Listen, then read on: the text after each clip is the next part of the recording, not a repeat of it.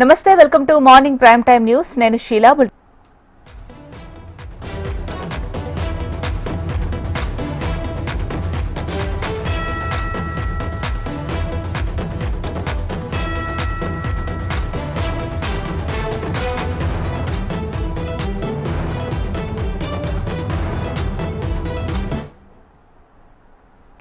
AP budget పై రాష్ట్ర ప్రభుత్వం కసరత్తు ప్రారంభించింది. ఈ రోజు సచివాలయంలో సీఎం చంద్రబాబు అధ్యక్షతన బడ్జెట్ పై సమీక్షా సమావేశం జరగనుంది. ఫిబ్రవరి 6వ తేదీన కేబినెట్ సమావేశం జరగనుంది. ఈ కేబినెట్ సమావేశాల్లోనే అసెంబ్లీ తేదీలు కూడా ఖరారయ్యే అవకాశం ఉన్నట్లు తెలుస్తోంది.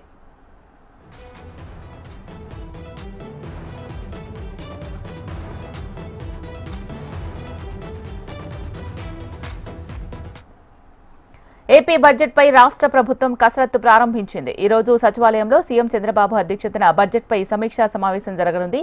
ఫిబ్రవరి 6వ తేదీన కేబినెట్ సమావేశం జరగనుంది. ఈ కేబినెట్ సమావేశాల్లోనే అసెంబ్లీ తేదీలు కూడా ఖరారయ్యే అవకాశం ఉన్నట్లు తెలుస్తోంది.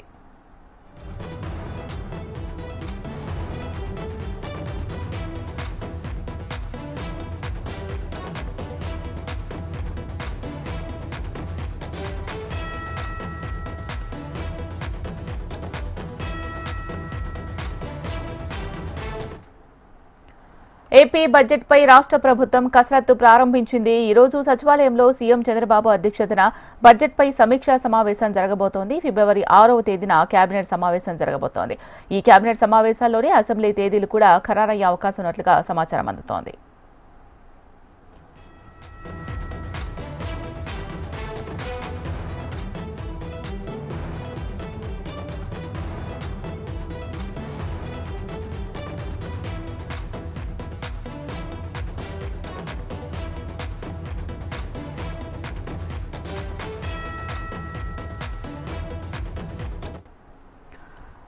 ఏపీ బడ్జెట్ పై రాష్ట్ర ప్రభుత్వం కసరత్తు ప్రారంభించింది. ఈ రోజు సచివాలయంలో సీఎం చంద్రబాబు అధ్యక్షతన బడ్జెట్ పై సమీక్షా సమావేశం జరగబోతోంది. ఫిబ్రవరి 6వ తేదీన కేబినెట్ సమావేశం జరగనుంది. ఈ కేబినెట్ సమావేశాల్లోనే అసెంబ్లీ తేదీలు కూడా ఖరారయ్యే అవకాశం ఉన్నట్లుగా తెలుస్తోంది. మరి ఈ కూటమి ఏర్పడిన తర్వాత జరగబోయే బడ్జెట్ కాబట్టి దీనికి సంబంధించి అందరిలో ఆసక్తి నెలకొంది. దీనికి సంబంధించి పూర్తి సమాచారం మా ప్రతినిధి కాంతి అందిస్తారు. కాంతి.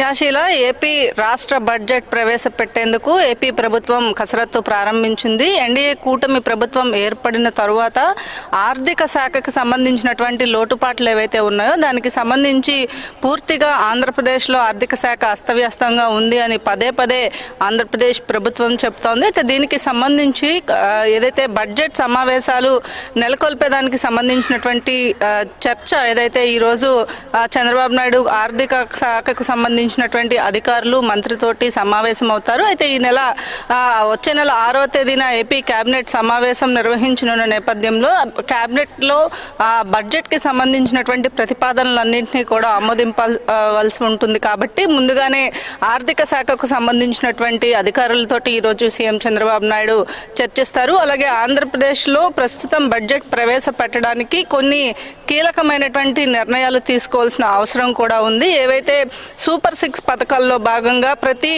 మహిళకు కూడా 1500 రూపాయలు అమలు, అలాగే తల్లికి వందనం, ఈ రెండు కూడా అమలు చేయడానికి ఆర్థిక శాఖ లోటు కారణంగా పూర్తిగా ఆంధ్రప్రదేశ్కి సంబంధించినటువంటి ఆర్థిక శాఖ ఏదైతే ఉందో దానికి సంబంధించి లోటు బడ్జెట్ కారణంగా వీటిని ముందుకు తీసుకురాలేకపోతుంది ప్రభుత్వం. ఈ నేపథ్యంలో వాటిని అంటే మరొక సంవత్సరం కూడా గడిచిపోతోంది, ఇప్పటికే తల్లికి వందనం ఇవ్వలేదు అని చెప్పి ప్రతిపక్షాల నుంచి విమర్శలు వస్తున్న నేపథ్యంలో దీనికి సంబంధించినటువంటి చర్చ ప్రధానంగా ఈరోజు జరగబోతా ఉంది. అయితే వచ్చే బడ్జెట్లో ఖచ్చితంగా వీటికి సంబంధించినటువంటి బడ్జెట్ని కూడా కేటాయించాల్సి ఉంటుంది. కాబట్టి దానికి సంబంధించినటువంటి విషయాలు, అలాగే అమరావతి పోలవరం నిర్మాణానికి సంబంధించి కేంద్రం నుంచి ఏవైతే నిధులు ఇస్తున్నప్పటికీ కూడా కేంద్రం ఇచ్చే నిధులతో పాటుగా ఆంధ్రప్రదేశ్ ప్రభుత్వం కూడా కొంత నిధులు వెచ్చిస్తేనే కేంద్రం ఇచ్చినటువంటి బడ్జెట్ విడుదల అవుతుంది. కాబట్టి ఆ బడ్జెట్ కూర్పుకి సంబంధించినటువంటి విషయాలపైన కూడా ఈరోజు చంద్రబాబు నాయుడు ఆర్థిక శాఖ మంత్రితో అలాగే అధికారులతో భేటీలో ఒక నిర్ణయానికి వస్తారు. ఇక ఫిబ్రవరి 6వ తేదీన జరిగేటువంటి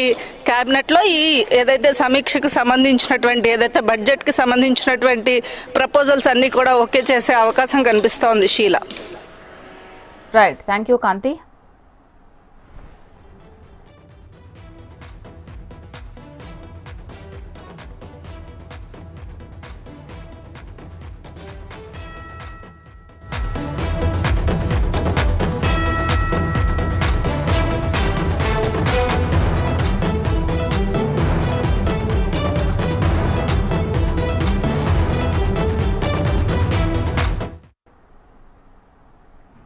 Telangana CM Revanth Reddy deputy CM Mallu Bhatti Vikramarka కాసేపట్లో మధ్యప్రదేశ్ బయలుదేరి వెళ్లనున్నారు. ఇండోర్ సమీపంలో అంబేద్కర్ స్వగ్రామం మహూ కంటోన్మెంట్లో ఏఐసీసీ ఆధ్వర్యంలో నిర్వహించనున్న సంవిధాన్ బచావో ర్యాలీలో పాల్గొంటారు.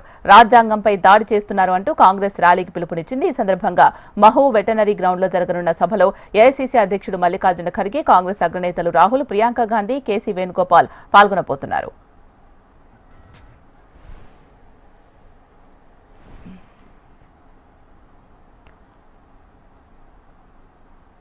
రైట్, ఇక సీఎం రేవంత్ మధ్యప్రదేశ్ పర్యటనకు సంబంధించి పూర్తి సమాచారం మా రీజనల్ కోఆర్డినేటర్ అశోక్ అందిస్తారు. అశోక్, చెప్పండి ఈ పర్యటనకు సంబంధించిన అప్డేట్స్. శీలా, మరి కాసేపట్లోనే తెలంగాణ ముఖ్యమంత్రి సీఎం రేవంత్ రెడ్డి మధ్యప్రదేశ్ పర్యటనకు వెళ్తున్నారు. డిప్యూటీ సీఎం భట్టి విక్రమార్కతో పాటు ఉత్తమ్ కుమార్, ఇతర నేతలు కూడా సీఎం రేవంత్ రెడ్డితో పాటు మధ్యప్రదేశ్ వెళ్తారు. ఏదైతే మధ్యప్రదేశ్ లోని మోవు ప్రాంతంలో ఇవాళ కాంగ్రెస్ పార్టీ ఆధ్వర్యంలో అయితే జై బాపు, జై భీమ్, జై సంవిధాన్ నినాదంతో మోవు ప్రాంతానికి సంబంధించి వెటనరీ గ్రౌండ్ లో కాంగ్రెస్ పార్టీ పెద్ద ఎత్తున కార్యక్రమం నిర్వహించింది. ప్రధానంగా రాజ్యాంగానికి సంబంధించి అంబేద్కర్ రచించినటువంటి రాజ్యాంగ విషయంలో దేశవ్యాప్తంగా బీజేపీ ఎన్డీఏ ప్రభుత్వం చేస్తున్నటువంటి విధానాలకు వ్యతిరేకంగా ఈ కార్యక్రమం నిర్వహిస్తున్నారు. దీనికి ఏఐసీసీ జాతీయ అధ్యక్షుడు మల్లికార్జున ఖర్గేతో పాటు ఏఐసీసీ అగ్రనేతలు రాహుల్ గాంధీ, ప్రియాంక గాంధీ, కేసీ వేణుగోపాల్ తో పాటు ఇతర ముఖ్య నేతలు వస్తున్నారు. మనం చూస్తున్నాం గత కొన్ని నెలలుగా ఇదే అంశానికి సంబంధించి ఏసీ చాలా కీలకంగా ప్రజలకు వెళ్లేందుకు ప్రయత్నం చేస్తుంది. ఈ నేపథ్యంలో ఇవాళ మధ్యప్రదేశ్ లో మోవు ప్రాంతంలో సభ నిర్వహిస్తుంది. దీనికి సంబంధించి మన తెలంగాణ నుంచి సీఎం రేవంత్ రెడ్డి అలాగే ఇతర నేతలు కూడా వెళ్తున్నటువంటి సందర్భం మనం చూస్తున్నాం. Sheela, right, thank you Ashok.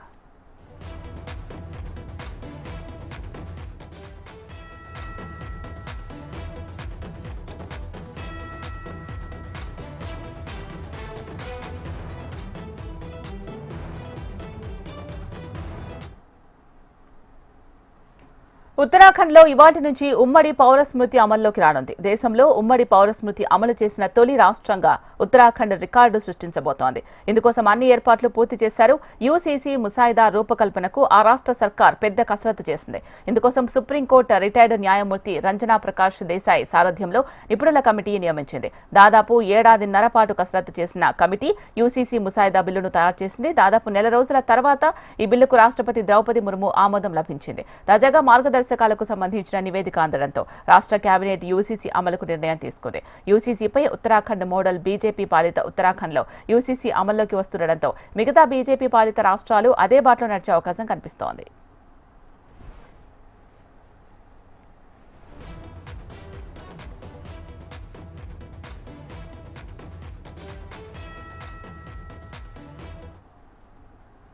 ఉత్తరాఖండ్లో ఇవాల్టి నుంచి ఉమ్మడి పౌర స్మృతి అమల్లోకి రానుంది. దేశంలో ఉమ్మడి పౌర స్మృతి అమలు చేసిన తొలి రాష్ట్రంగా ఉత్తరాఖండ్ రికార్డు సృష్టించబోతోంది.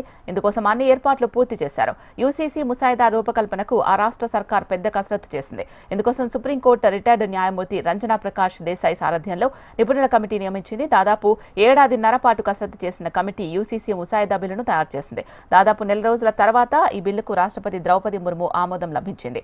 తాజాగా మార్గదర్శకాలకు సంబంధించిన నివేదిక అందడంతో రాష్ట్ర కేబినెట్ యూసీసీ అమలుకు నిర్ణయం తీసుకుంది. యూసీసీపై ఉత్తరాఖండ్ మోడల్ బీజేపీ పాలిత ఉత్తరాఖండ్లో యూసీసీ అమల్లోకి వస్తుండటంతో మిగతా బీజేపీ పాలిత రాష్ట్రాలు అదే బాటలో నడిచే అవకాశం కనిపిస్తోంది.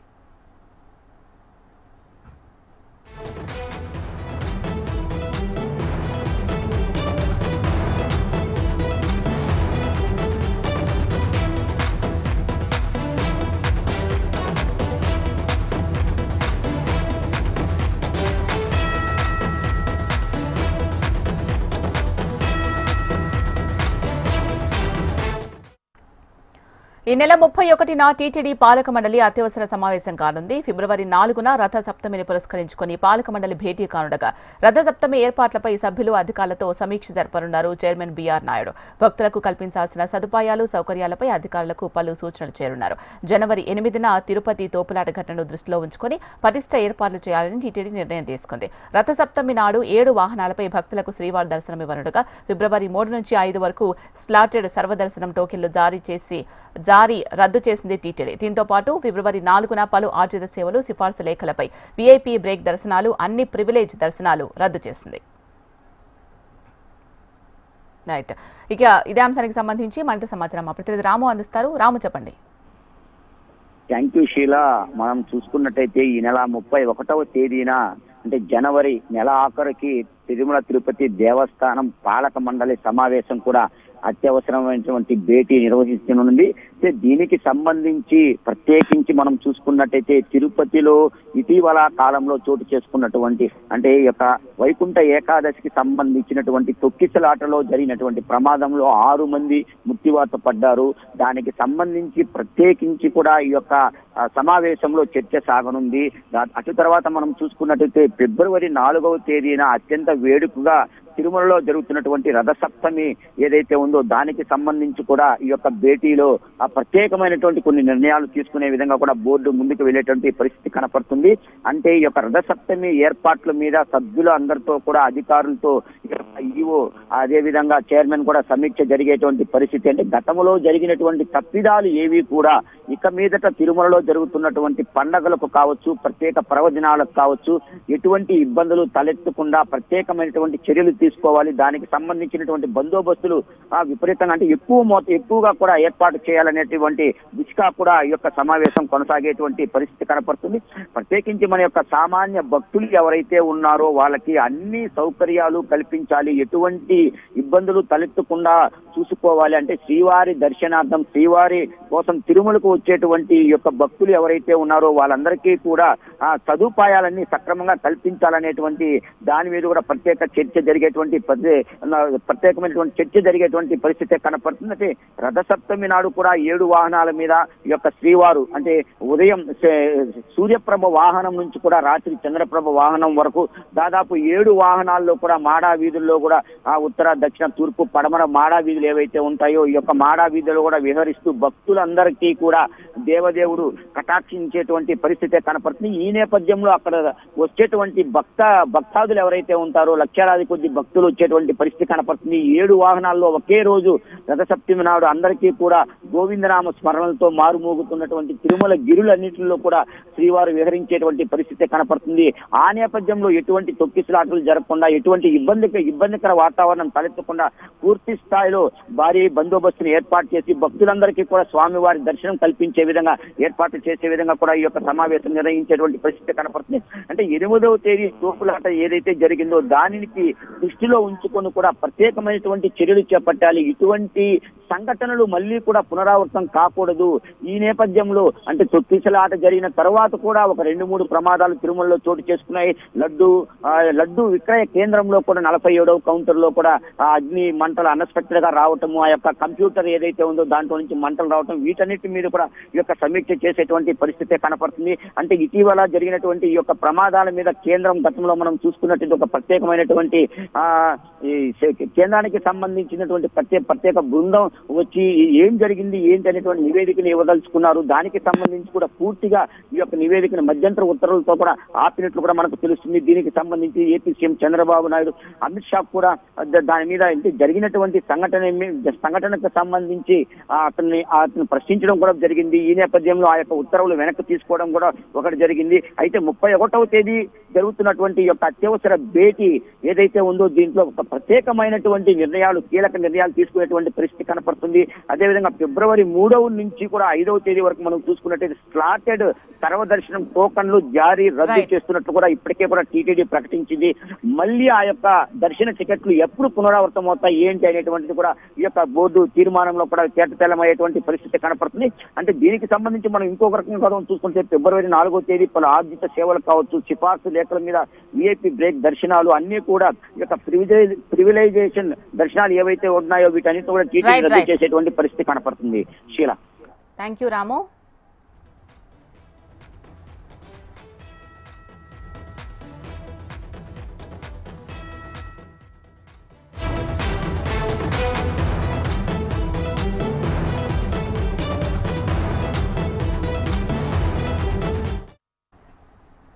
తెలంగాణలోని మున్సిపాలిటీల్లో ప్రత్యేక అధికారుల పాలన మొదలైంది. నేటితో మున్సిపాలిటీల్లో పాలకవర్గం గడువు ముగిసింది. 130 మున్సిపాలిటీల్లో ప్రత్యేక అధికారులే ఇన్ఛార్జ్ బాధ్యతలు చేపట్టనున్నారు. బీఆర్ఎస్ ప్రభుత్వ హయాం వరకు రాష్ట్రంలో 142 మున్సిపాలిటీలు ఉండగా తాజాగా కాంగ్రెస్ ప్రభుత్వంలోకి వచ్చిన తర్వాత ఇటీవల 12 మున్సిపాలిటీలను కొత్తగా ఏర్పాటు చేసింది. దీంతో ప్రస్తుతం రాష్ట్రంలో 154 మున్సిపాలిటీలున్నాయి. అయితే 2020లో 130 మున్సిపాలిటీలకు ఎన్నికలు జరిగాయి. గ్రేటర్ హైదరాబాద్, గ్రేటర్ వరంగల్, ఖమ్మం, అచ్చంపేట, కొత్తూరు, నకిరేకల్, సిద్దిపేట, జడ్చర్ల మున్సిపాలిటీలకు మాత్రం 2021లో ఎన్నికలు జరిగాయి. మరో 4 మున్సిపాలిటీలు ఏజెన్సీ పరిధిలో ఉండడంతో పాల్వంచ, మనుగూరు, మందమర్రి, జహీరాబాద్ లాంటి మున్సిపాలిటీలకు అసలు ఎన్నికలే నిర్వహించలేదు. వీటి బాధ్యతను స్పెషల్ ఆఫీసర్స్కు అప్పగిస్తూ ప్రభుత్వం ఉత్తర్వులు జారీ చేసింది. రైట్, దీనికి సంబంధించి మరిన్ని అప్డేట్స్ మా రీజనల్ కోఆర్డినేటర్ అశోక్ అందిస్తారు. అశోక్. శీల, అయితే తెలంగాణ వ్యాప్తంగా ఉన్నటువంటి మున్సిపాలిటీకి సంబంధించినటువంటి పాలక వర్గాల పదవి కాలం నిన్నటితో ముగిసింది. ఇవాళ నుంచి స్పెషల్ ఆఫీసర్లకు సంబంధించి మున్సిపాలిటీల్లో ఏదైతే పనులకు సంబంధించి పర్యవేక్షించారు. మొత్తం తెలంగాణ వ్యాప్తంగా 130 మున్సిపాలిటీలకు సంబంధించి నిన్న పాలక వర్గాలకు సంబంధించి పూర్తిగా పదవి కాలం సంబంధించి ముగిసింది. అయితే తెలంగాణ వ్యాప్తంగా అయితే గత బీఆర్ఎస్ పార్టీకి సంబంధించి అధికారులు ఉన్నప్పుడు మొత్తం 142 మున్సిపాలిటీలకు సంబంధించి అయితే ఎన్నికలు జరిగాయి. వాటిలో కొత్తగా ఇప్పుడు ఈ ప్రభుత్వం వచ్చిన తర్వాత 12 మున్సిపాలిటీ ఏర్పాటు చేసింది. మొత్తంగా 154 మున్సిపాలిటీలు ఉంటే ఇందులో అయితే కరీంనగర్, మేడ్చల్ మినహా మిగతా అన్నిటికి కూడా నిన్నటి వరకే ముగిసింది. ఇవాళకి కరీంనగర్, మేడ్చల్ మున్సిపాలిటీకి సంబంధించి ఇవాళ పదవి కాలం ముగుస్తుంది. అయితే వీటికి సంబంధించి కూడా స్పెషల్ ఆఫీసర్ల పాలన. అయితే మనం చూస్తున్నాం గ్రేటర్ హైదరాబాద్, గ్రేటర్ వరంగల్, ఖమ్మం, అచ్చంపేట, కొత్తూరు, నకిరేకల్, సిద్దిపేట, జడ్చర్ల మున్సిపాలిటీలకు మాత్రం 2021లో ఎన్నికలు జరిగాయి. సో వీటికి మాత్రం ఇంకా మున్సిపాలిటీకి సంబంధించి చైర్మన్ కావచ్చు, కార్పొరేషన్ మేయర్లు కావచ్చు, వీరంతా కూడా పదవిలో ఉంటారు. సో మరొక 4 మున్సిపాలిటీ ఉన్నాయి ఏజెన్సీ ప్రాంతంలో. గతంలో వీటిని ఎన్నికలు నిర్వహించారు. ఏజెన్సీకి సంబంధించి సమస్యలు ఉండడం, ఆ నేపథ్యంలో ఎన్నికలు కూడా జరగలేదు. దీంట్లో పాల్వంచ, మనుగూరు, మందమరి, జహీరాబాద్ ఉన్నాయి. సో ఇవి అన్ని కనుక చూసినట్లయితే మొత్తంగా వీటన్నికి సంబంధించి స్థానిక సంస్థలకు సంబంధించి ఎన్నికలు పూర్తయిన తర్వాత ఎన్నికలు నిర్వహిస్తారా, లేదంటే వాటితో పాటు ఎన్నికలు నిర్వహిస్తారని తెలియదు. కానీ ఏదేమైనప్పటికీ కూడా నిన్నటి వరకు మొత్తం తెలంగాణ వ్యాప్తంగా మున్సిపాలిటీలకు సంబంధించి చైర్మన్లు, కౌన్సిలర్లు, కార్పొరేటర్లు ఉన్నటువంటి నేపథ్యంలో వారి పదవి కాలం ముగిసింది. వాళ్ళ నుంచి కూడా స్పెషల్ ఆఫీసర్ పరిపాలించడం, దీనికి సంబంధించి పూర్తిగా మున్సిపల్ అడ్మినిస్ట్రేషన్ కూడా గైడ్ లైన్స్ ఉంటాయి. సో ఎన్నికల వరకు కూడా వీరే నిర్వహిస్తారు విధులు. Right, thank you Ashok.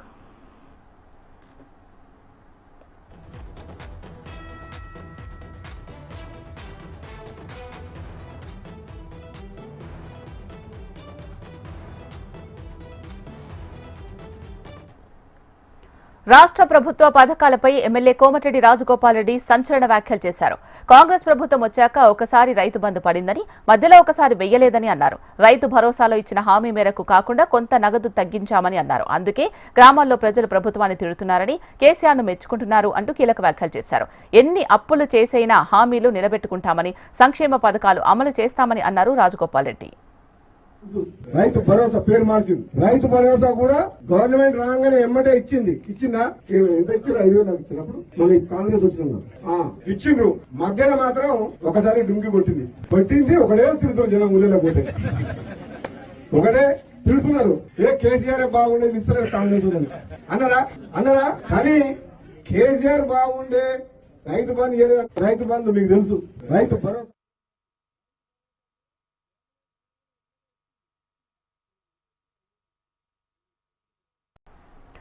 ఇవి ఇప్పటి వరకున్న అప్డేట్స్. చూస్తూనే ఉండండి HM టీవీ. వార్త ఆగదు, నిజం దాగదు.